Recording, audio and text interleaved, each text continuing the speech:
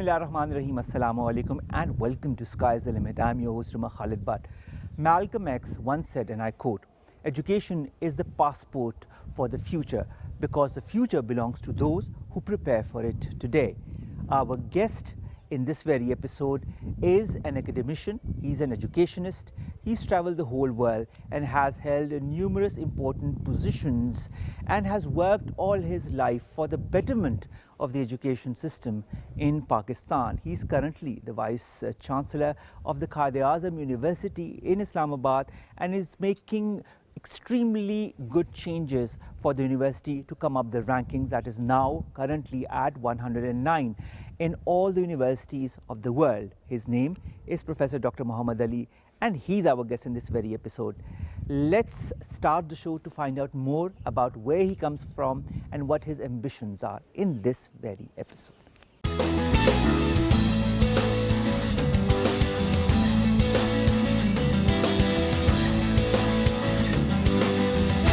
Welcome back, and now we've been joined by the renowned academician and the current Vice Chancellor of the Khalid University, Dr. Muhammad Ali. Dr. Saab, thank you very much to have given us the time. Thank you, Omer.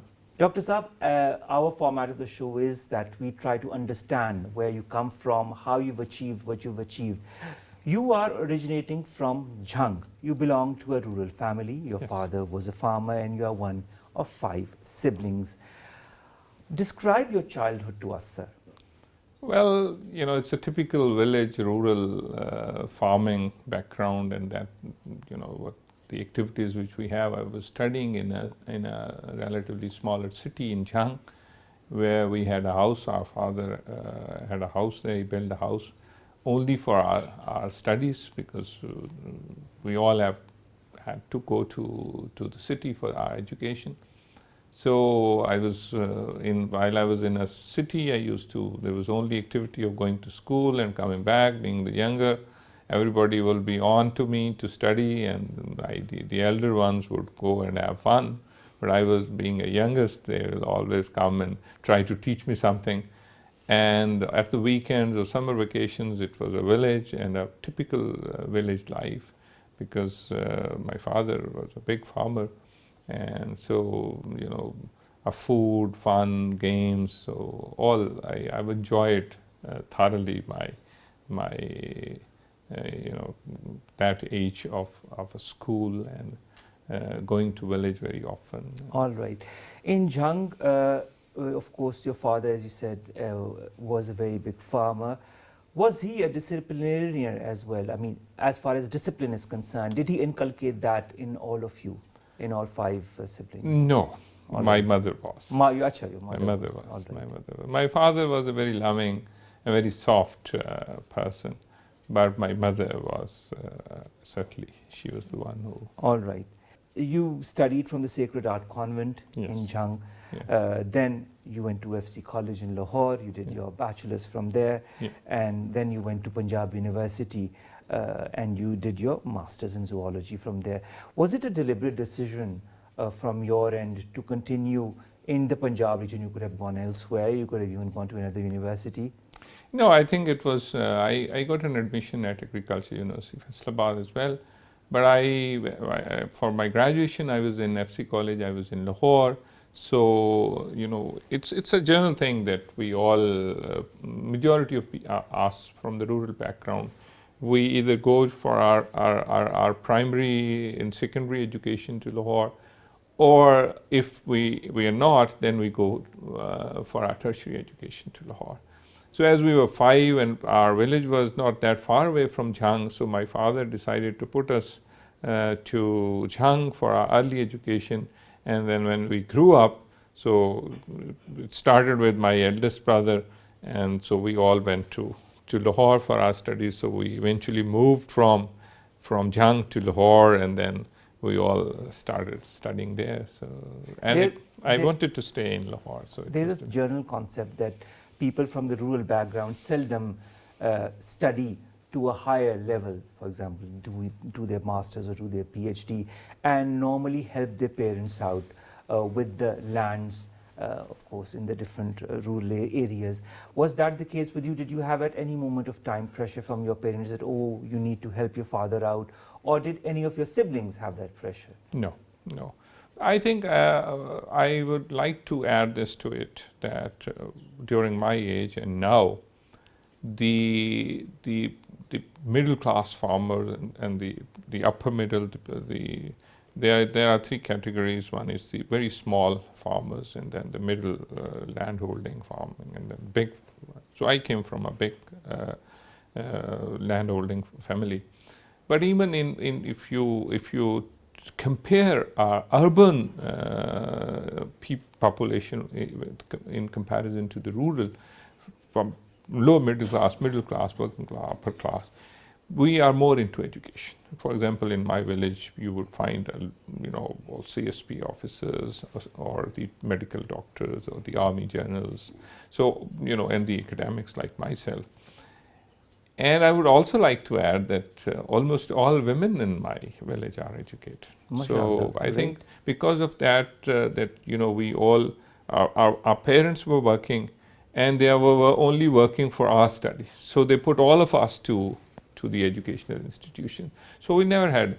And I think if you compare the people in civil service, you would find that they are more from the rural background. So because we have a one priority, and our parents have a one priority, to get them educated and make them professionals. So this is exactly what happened to us. All right. Dr. Saab, when did the seeds for being an academician get sowed in your personality?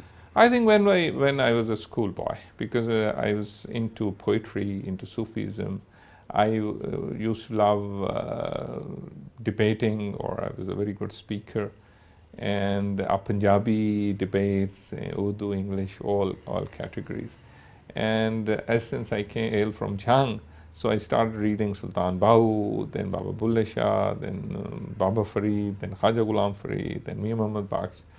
So I was a person who would always like music. I would like all drama, art, but I was more into Sufism. And for that, because I was very good at remembering poetry, and for that, I was into it. So I used to talk to, while I going to the village, I would gather a few people and then give them a lecture about how to, for cleanliness, how to respect women, I think if I have a very good memories that I would gather people, and I was very generous of spending money on the villages and buying a sweets for them or drinks in the summer, because we used to go home in summer holidays. So at that time you could buy a cold drinks from the vendors, or the ice cream, or we call it kulfi. So I used to buy them for the village children, for the boys, and used to give lectures to them for ethics, or how to clean your hands, how to wash yourself, how to make your house clean, and particularly how to respect women. So all right, that is very important, I feel, sir.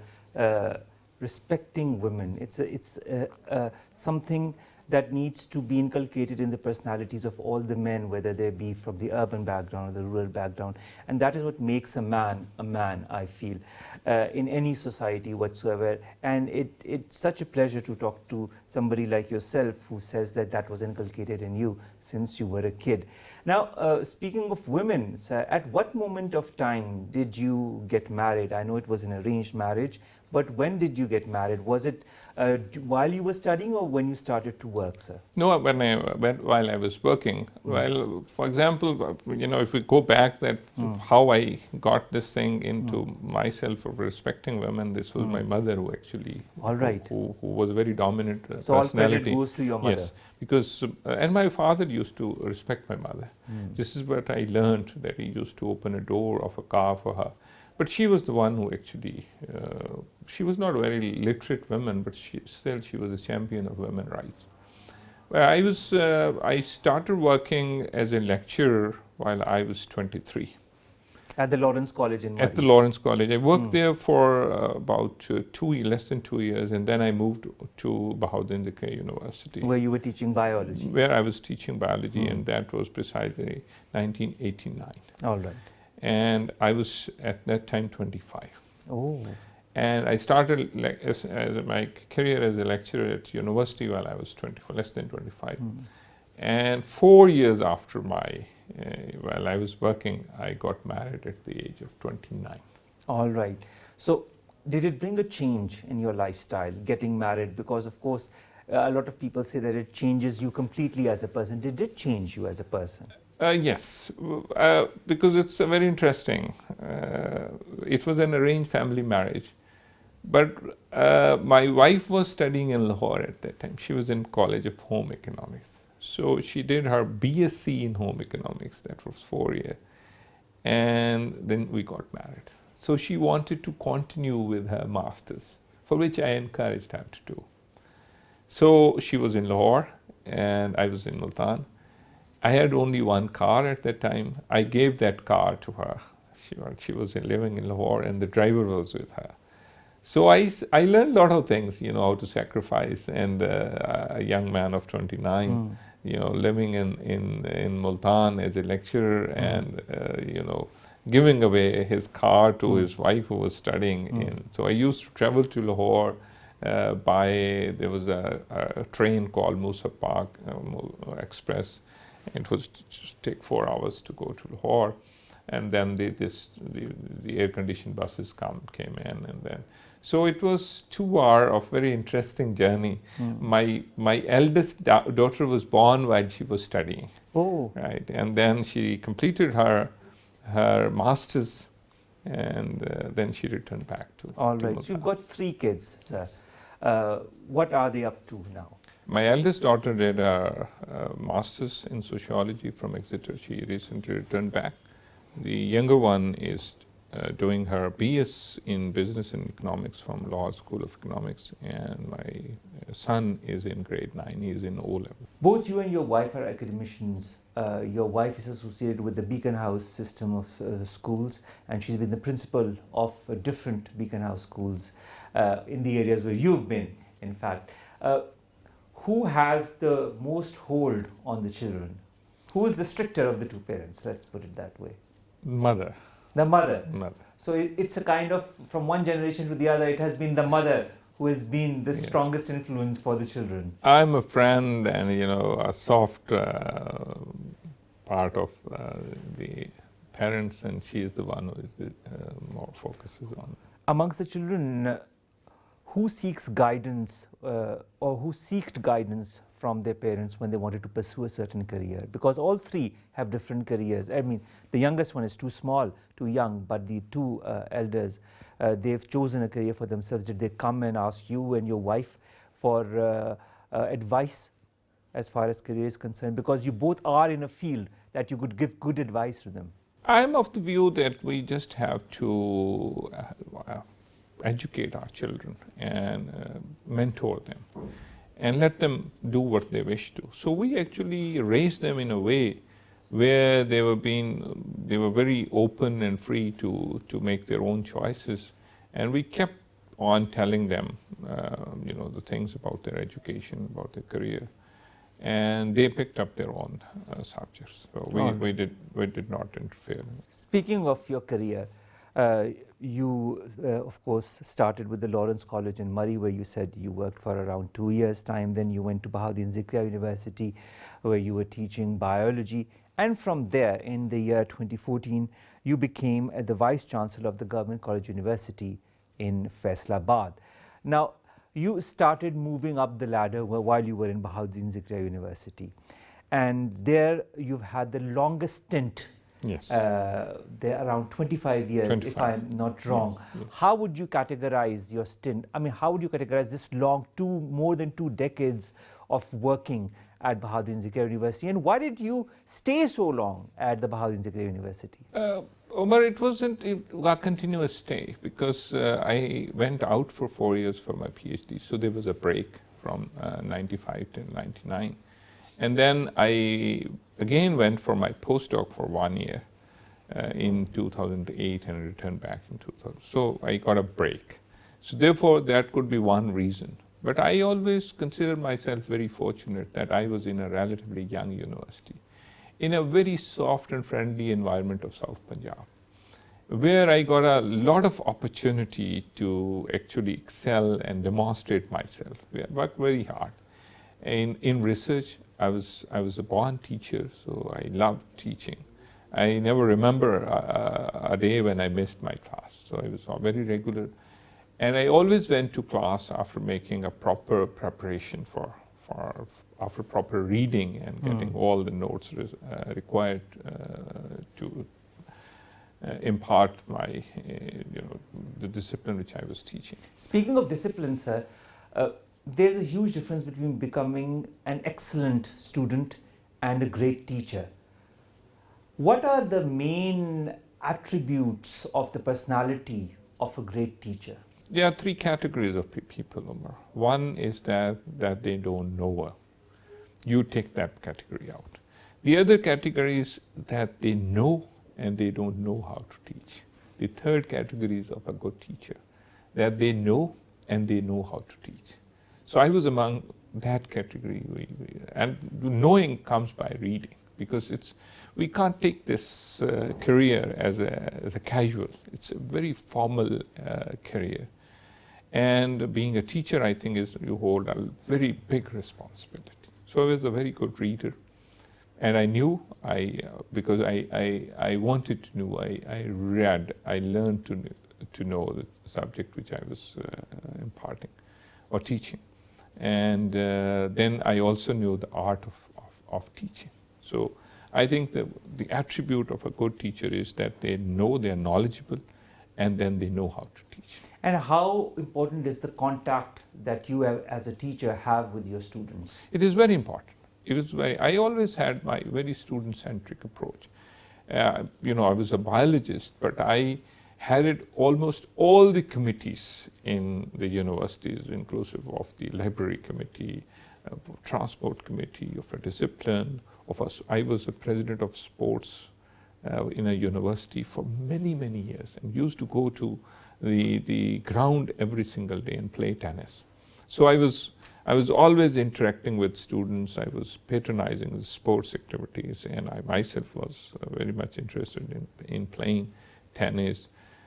So that is, I think, it's very important that teachers, they become friends of the students. They do a mentoring. So our responsibility doesn't stop that we go and have a lecture of 50 minutes or 1 hour.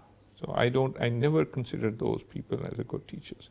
Good teachers are those who have a contact with the students, who are involved with the students, and they are doing a lot of activities with the students. All right. So you, while being a teacher, went to do, as you told me sometime earlier, your PhD in 1995. You finished it in 99. Your thesis was on fisheries, mechanism to increase the growth of fisheries. The thesis, was that something you wanted to work on, or was it something that somebody kind of suggested to you as a field of study, or was it something else that kind of prompted you to take this thesis? It was, I think, at that time, I was in a zoology department, and we had a very strong fisheries section. And one of our professor, who was a fisheries scientist, he was a very hardworking person. He actually advised me to go and work. And then I found a very good professor in Wales. I was in University of Wales. So I actually did, because it had, at that time, the fisheries was a very emerging area, and it was commercially very important, and people were into the fish farming and were making good living out of it. So I thought it's more applied sort of a research. Great, that's wonderful. You, of course, then after doing your PhD, you return, you continue your work at the Bahauddin Sikha University. You become a permanent member of a syndicate of 13 universities in the year 2003. How did that come about? No, it actually started. I became a member of a syndicate first time in 2003. And then later on, I was appointed as a member of syndicate by the government, by HEC, being a vice chancellor, and later on. So In toto, I had this privilege of professionally serving 13 different universities, inclusive Punjab and federal universities in AJK. So all diversified universities where I served as a member of syndicate, which is certainly the governing body. How much of additional responsibility does that put on you, apart from your work as a teacher, apart from your work as an administrator? It is. I think it's a huge responsibility, because while you are on the governing body of any university, you can make a lot of positive contributions. You can support the good activities of the vice chancellors, and you can also, if there is any issue which needs to be readdressed. So I think it's a very important job of an academic, a top academic, to be involved in the governing bodies of different universities and give a very positive feedback. And it's also very important for a person like yourself to diversify in so many different fields, because it only strengthens your position academically and also otherwise as a professional, as a person. You get to know more. You also refresh yourself as a professional. This is what I feel. In 2014, sir, you become the Vice Chancellor of the Government College University in Faisalabad. This is the first time I think you became the Vice Chancellor of a university. How was that experience like in Faisalabad? Being the Vice Chancellor, kind of heading a university, a lot of responsibility, additional responsibility comes on you apart from all the other work that you were doing. How did you tackle that period? Yeah, this being a Vice Chancellor of a university is a skill. And while I was working in Bahauddin Zikri University, I worked in an administration as a director, as a chairman, as a registrar. So I think I had the recipe, and I was trained. I had a proper training because I had a fundamental understanding of the higher education sector and how to run. So I think it wasn't that difficult, although it's a huge university having more than 40,000 on-campus students. But a very big number of faculty. But the people were so nice, and the student body was very cooperative. And I was young, and I made a lot of effort. It went very well. It was all win-win, a very successful story. I brought it at the top level university in the country. MashaAllah. Did your studies also, your doctorate from the University of Wales and then your postdoctorate from the MU Columbia in the year 2008, did that also contribute to some extent as to enhancing your skills as Vice Chancellor? Certainly, because it's a three-pronged. Vice Chancellor position is a three-pronged position. Basic understanding of the education, higher education. You need to know, and you need to have the required qualification, because we are dealing with the BS, we are dealing with the MPhil, we are doing with the PhD, so how the system operates on. Research is an essential component of our higher education sector. So I think the PhD and postdoc is very essential. Plus, you get the chance to study in a UK model, and then you also got a chance to study in an American model. So I studied in a British university for 4 years. I worked in an American university for 1 year. Is the system of education and working different in these two systems? Certainly, it is. It's altogether different. All right. Altogether. So you are working in Pakistan. You cannot bring that entire recipe to Pakistan. You learn and then blend it with our own system. So I think your fundamental understanding of our higher education is very important. Your PhD is important. Your postdoc is important. Plus, you have to run the financial system of so your understanding of the financial rules, the audit procedures. You also have to run the development of the universities, where you need to understand how the development works are being managed, and you have to supervise it. Plus, you have to deal with a huge student body, and you have to deal with a very big number of faculty. They are also very independent people, and you have to be very careful in dealing with the academia, because they are not your subordinates, they are your colleagues. So you have to treat them starting from a lecturer to professor or dean, I am not their boss, I am their colleague, I am a mentor, I'm just a leader of the team or a captain of the team. So it's all teamwork. Plus a support staff, which is in thousands, starting from the grade 20 officers to grade 1. So, it runs like an independent city where there are hostels, there are problems related to hostels, there are food, there are other services. So it's running like a complete city. What are the important qualities that you feel one needs to have when one joins as Vice Chancellor of any university? We'll talk about Quaid-e-Azam later, but when you joined Faisalabad, what were the basic characteristics that you wanted to inculcate in yourself as a professional while being the Vice Chancellor? I think it is one of the most important responsibility anybody can get, leading a university as a Vice Chancellor, which actually is, you are an architect of designing a society where you are working for the human development. So knowledge, fundamental understanding of the higher education. You must be very much familiar with the financial rules, with the audit procedures, with the purchase procedures. But I think on top of everything, it's the understanding of the students, the faculty, and the support staff. So all right. It's a multi-pronged strategy. All right. So you stayed at the University of Punjab for around 4 years, and during that time, in 2017, you also became the founder Vice Chancellor of the University of Jung. That was a comparatively new university. Why take two responsibilities at the same time when you could have easily gone with just one of the two?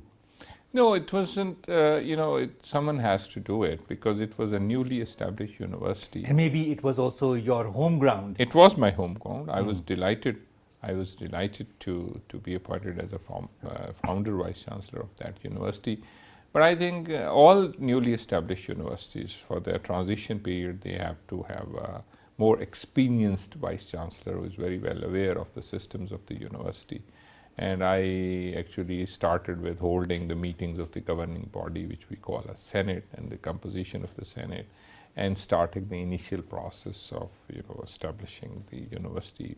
Is it more difficult to be the founding Vice Chancellor of a university compared to being at the helm of affairs at a university that is already established? Yes, I think it's not difficult, but it's technically, you need to have more aware of the systems of the it's university. It's also a more challenging job. Yes, it is. It is. But you have to establish all new departments, all new different wings of the university, which is the registrar office, which is the treasurer office, which is the office of the Vice Chancellor. And because I had an experience. And Jung was not that far away from Faisalabad, so and then the classes had to start little later, so it was not that difficult for me to manage both the universities. All right, but it seems to me from whatever discussion we've had till now that you're a complete workaholic. Does that come easily to you? Do you ever sleep, Dr. Saab? To be very frank, I mean, this is a very open. I do, and I normally get a very sound sleep because once I'm satisfied and happy. Because there are three things in your life which I always consider: the place where you work, and the people with whom you are working, and the work which you do. So I enjoy this work which I do, and I was very fortunate in Faisalabad that I liked the place because it was very close to my hometown, and that I was son of soil. So coming back to your roots, and the people were very good. And so the three things. It's a recipe that you like the work which you're doing. So because I know how to work, do this responsibility. And you're passionate about it. Certainly.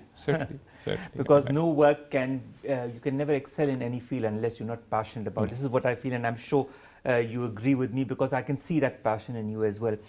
In November of last year, you joined the Quaid-e-Azam University as the Vice Chancellor. It had been 4 years, well, more or less 4 years that you had been working at the university in Faisalabad, the Government College University in Faisalabad. You came to the Qazi University under difficult circumstances. The university was going through certain issues Yes. of its own, administrative and otherwise. Did you take the post as a challenge? Yes, I did. Yes, I did. And I think government actually posted me by looking into my performance and the capabilities, because they had everything in their mind.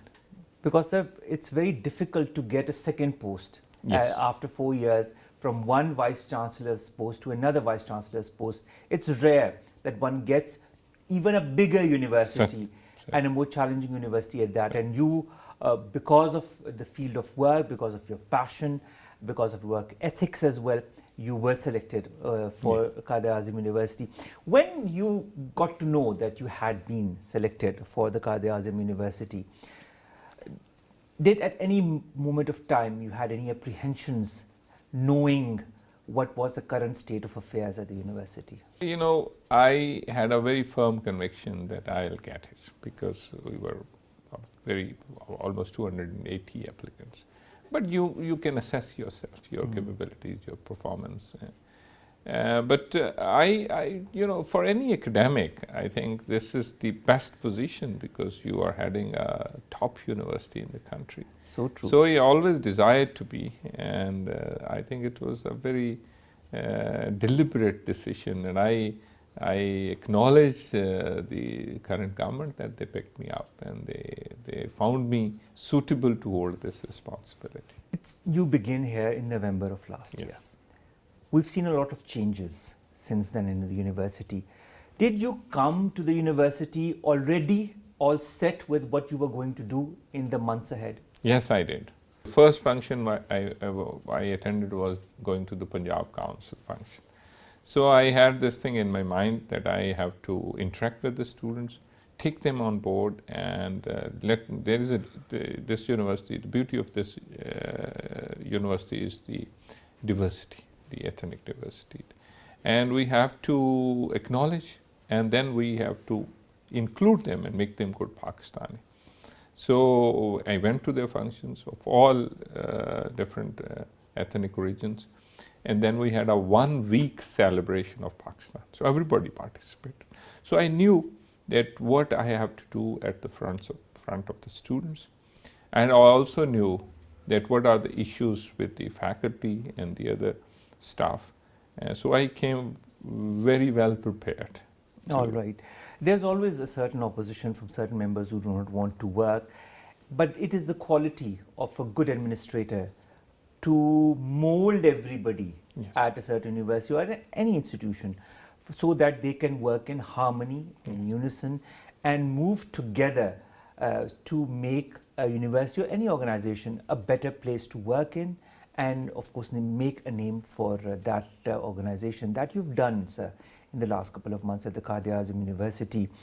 Was it difficult making people understand the importance of working in harmony, in unison, letting go of teething issues, and working towards a better and a stronger goal of making Qazi Azim University again move up the ranks? It wasn't difficult at all, because the people are good. They are wonderful professors. They are very knowledgeable. They have an understanding. I think it was the ecosystem in which they were operating. It wasn't very friendly. And there was a confrontation between the vice chancellor or administration. So I interacted with them. I found them very supportive.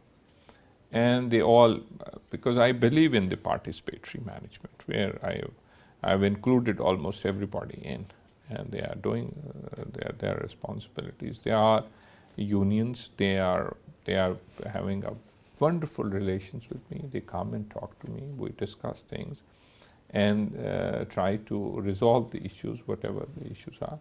So I found it very easy, and I found the faculty very friendly. This is a beautiful place, and I've started falling in love with this place. What should we look forward from you as Vice Chancellor of the Qazi Azim University? What projects do you have in mind? Things that you can tell us on of course, national television? No, I love to have a more student participation. We have to go student-centric and do a lot of activities related to student and their development, the human development, their co-curricular activities. And the digitalization is my priority.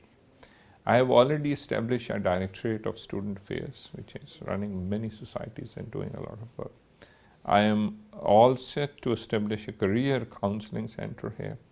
We'll also establish very soon a business incubation center. So for entrepreneurial support, any student who wants to start their own companies, so we'll mentor them, we'll help them to establish their company. We are also, my priority is to develop a very strong academia, industry linkages, government linkages. So these are the my priority areas. I will put the Smart University project on, where there are Wi-Fi enabled campus, although it's a huge campus, but we'll have all the cameras for watch and ward. And the faculty is very supportive. I'm sure that within a year, I'll be able to do it. Career counseling is very important, sir, yes, to determine the future by a student of what he or she wants to do with his life. One of the lacunas in our educational system that I find a lot is that students at the time when they need to decide which field they need to go to do not know which field they are capable of following or which field they can excel in. You, during my discussion with you before the show began, are also looking forward to establishing a career counseling of sorts in the Quaid-e-Azam University. Could you enumerate or could you explain a little bit on that as well? I did. In my previous university, a wonderful career counseling center and a huge business incubation center, the Office of Research, Innovation and Commercialization. And this university has more potential. So I am all set to establish, because I think that as in our earlier discussion we were talking about, there are two types of counseling. One is the academic counseling. That academic counselors will be the faculty who will actually advise the students to pick the subjects of their interest which they want, what they want to be. Because at this point, when we talk about a career counseling center, that means that somebody has done a degree in business, and the career counseling will tell them where to, how to write your resumes, where to find the jobs, which is a suitable job portal, how to prepare yourself for the interviews. So that we have to focus on two of them. The academic counselors, which will actually advise the students to which degree they are being more suitable. And once they acquire that degree, then there will be a career counseling center who would actually help assist them that where to look for the better jobs, how to prepare your resumes, so they will actually prepare them for interviews and also assist them, connect them to we'll have a job fairs where the industry is coming to recruit. All right. One more thing that you're also interested in is research. You've done that all your life.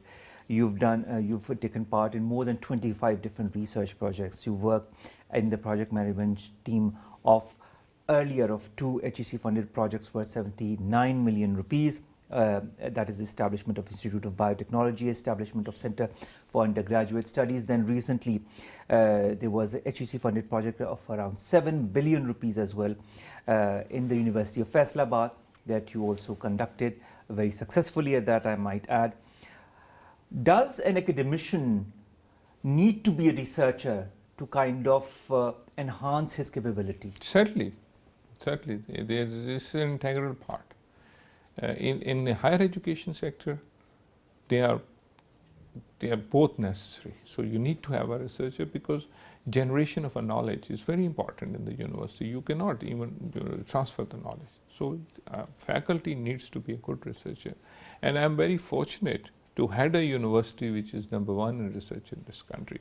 Recently, the SKUS ranking is out, and we are at 109 out of all the universities in the world, which is huge. It's huge for a country like Pakistan, which is huge for the Quaid-e-Azam University.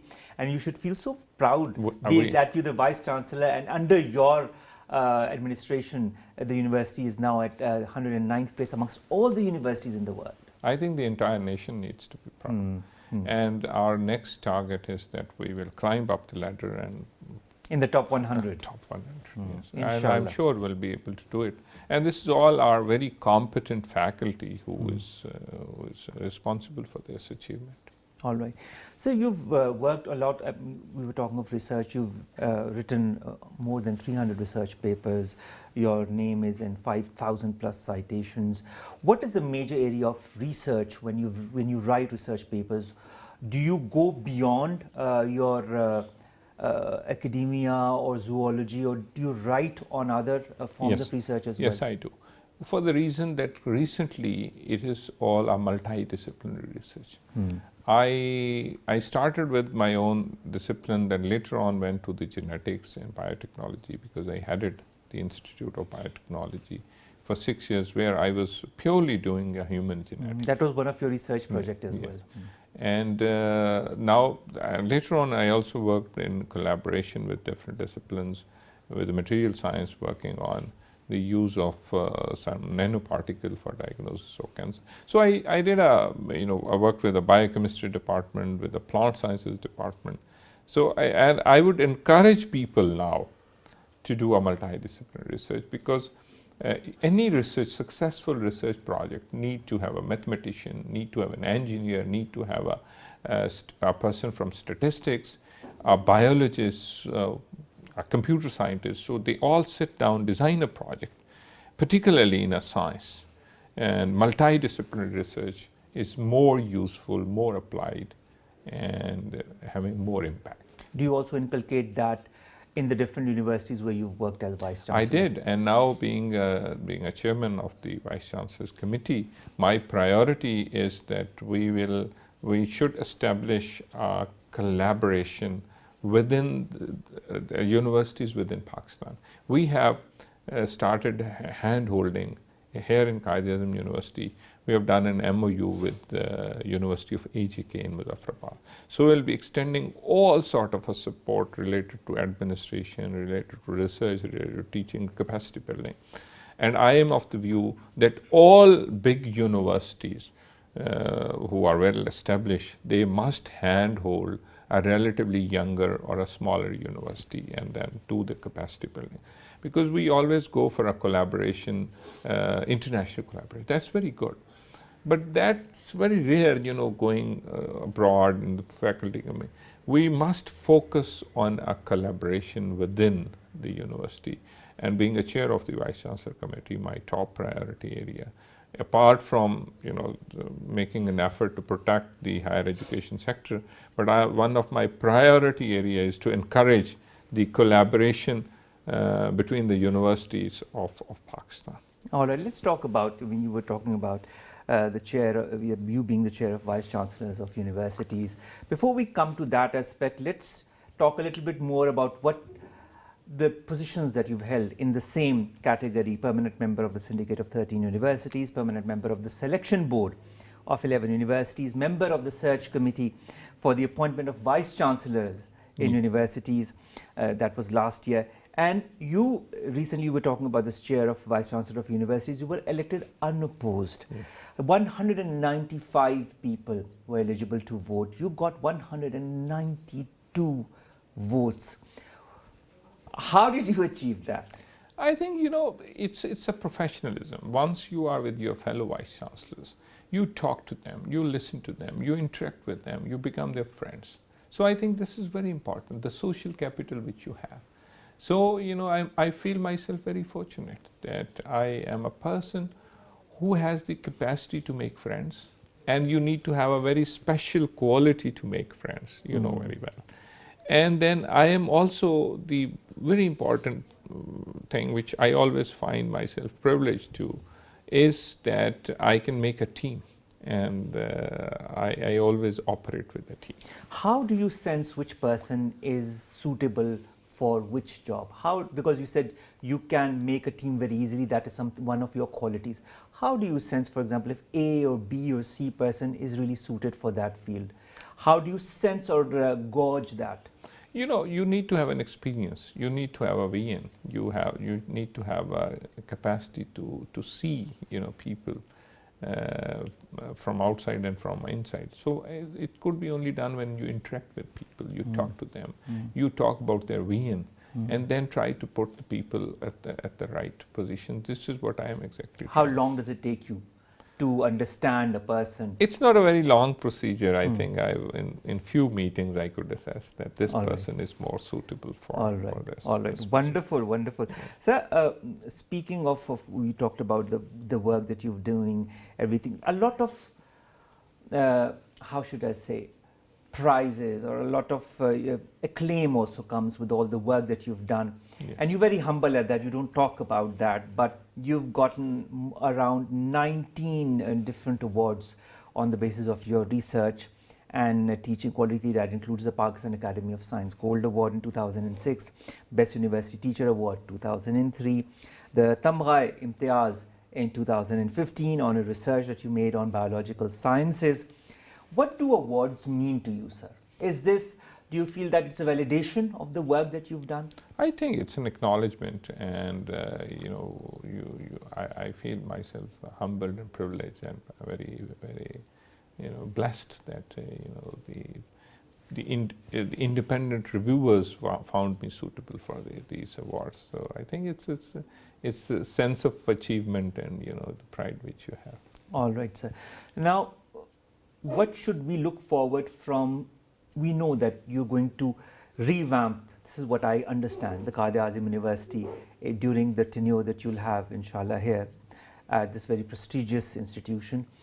What should we also look forward from you in the days and the months and the years to come? Because you have a love not only for academia, you have a love for research, you have a love for Punjabi poetry, Sufism, the arts and culture of Pakistan. You're very fond of that. What else do you want to involve yourself in? Like I said, I love doing the work which I do. And what I look up to is to educate and train the young people to be very positive, peace-loving people. And we can and good Pakistanis. This, I think, the peace through art and culture, peace through personality development. Because we live in a world which has so many negative things. So I want to inculcate a positivity among our youth. So they are positive about this country. They are positive about their environment. They have a belief, a firm belief in their values, in their education system, in their politics. So everything in this country is not wrong. We have to educate people to look into the right things which we have. How important is the role of academia in developing the soft image of a country, sir? The most important role, because when we train our students to be optimistic, to overcome the fear of failure, I believe that this is a wonderful place. It's a wonderful country, and we have the major role has to be played by the academia. Looking back at all your illustrious career, personal and professional, sir, if you were given the opportunity to relive your life again, would you change anything? No, no. I'm a very satisfied and a blessed person, and I don't think that there is anything better than the work which I have done and the work which I am doing. All right. And finally, sir, what kind of message would you like to give to the students of Pakistan? Because, of course, the youth of Pakistan is going to take the country forward. Yes. Whether it be through academia, whether it be in the arts and culture, whether it be through entrepreneurship, that you also seem to be backing a lot nowadays. What would you like to tell the future generation of Pakistan? What are the qualities that girls and boys of Pakistan need to inculcate in themselves to make a name for themselves and to make a name for their country? First thing is that I want to tell them that you are very fortunate to be a Pakistani, because this is a beautiful country. We have a very strong value system. We have a very strong family system. We have to look into the positivities in this country. We also have a responsibility that we have to train our youth that they must always look for their privileges, what they need to have. But they also focus on the responsibilities which they have. So the responsibility is to be hardworking, to be focused, to be good Pakistani, to be respectful to the others. And I think if they have those fundamental qualities, the world is in front of them and they will be very successful. Of course, and sky is the limit, as our program says. Thank you very much, Dr. Muhammad Ali Sahab. That was, ladies and gentlemen, Professor Dr. Muhammad Ali, a beacon of light for the academia and for the future generation of Pakistan. He's risen and shown by all the work that he's done that if you have the will and if you have the determination to do something in your life, you can always achieve whatever you want. But you need to base all of that on honesty, on dedication, on hard work, and on bringing a positive change not only in your life but also in the lives of those around you. Omer Khalid bids you farewell from this episode of Sky's the Limit. We'll see you inshallah next week, same time, same channel. Take care of yourselves. Allah Hafiz. And sir, thank you very much.